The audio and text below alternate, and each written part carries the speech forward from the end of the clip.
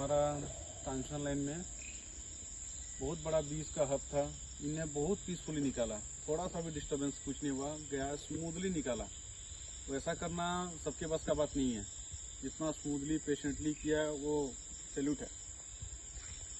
Thank you sir. Satish sir. Really ನಾವು ಈ ಥರ ಅಂತ ತಿಳ್ಕೊಂಡಿಲ್ಲ.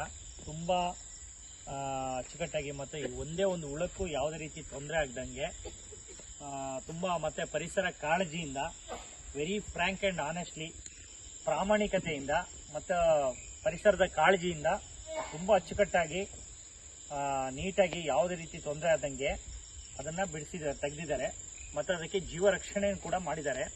ನಾನು ರಿಯಲಿ ನಿಮಗೆ ನಿಮ್ಮ ಟೀಮಿಗೆ ನಮ್ಮ ಟೀಮಿನ ಪರವಾಗಿ ನಿಮಗೆ ಹ್ಯಾಟ್ಸಪ್ ಹೇಳ್ತೀನಿ. ಭಗವಂತ ಆರೋಗ್ಯ ಐಶ್ವರ್ಯ ಎಲ್ಲವನ್ನು ದಯಪಾಲಿಸಿ ಅಂತ ಕೇಳ್ಕೊಳ್ತೀನಿ. Thank you sir. Thank you so much.